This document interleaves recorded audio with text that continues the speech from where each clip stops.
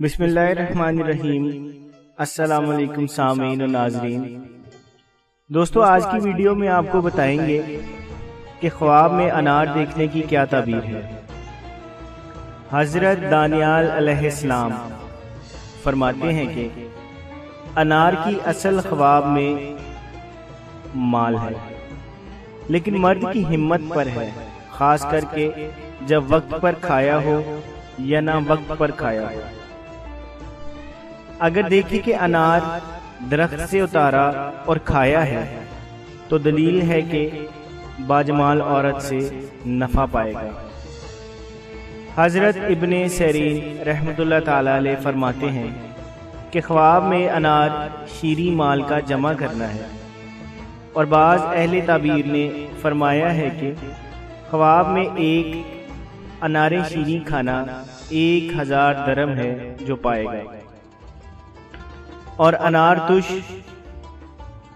غم و اندو ہے، اور جس انار کا ترش یا شیریں ہونا نہیں جانتا اس کی تعبیر انار شیریں جیسی ہے۔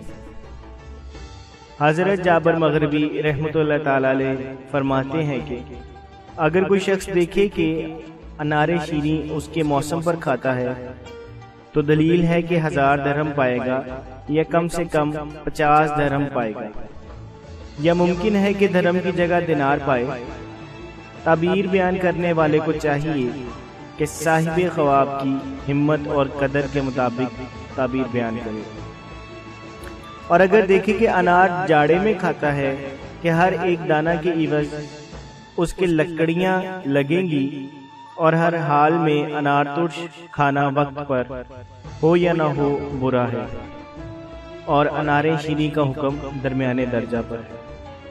حضرت کرمانی رحمۃ اللہ تعالی علیہ نے فرمایا ہے کہ اگر کوئی شخص دیکھے کہ انار شیریں اس کے موسم پر کھاتا ہے، اگر وہ مسافر ہے تو اس کا سامان اور اسباب فروخت ہوگا، اور سوداگر ہے تو سفر مبارک اور باسود و منفعت ہوگا، اور اگر دیکھیں کہ انار شیریں کے دانے پائے یا اس کو کسی نے دیے ہیں تو دلیل ہے کہ اسی قدر اس کو رنج پہنچے گا، خواہ وقت انار ہو یا نہ ہو۔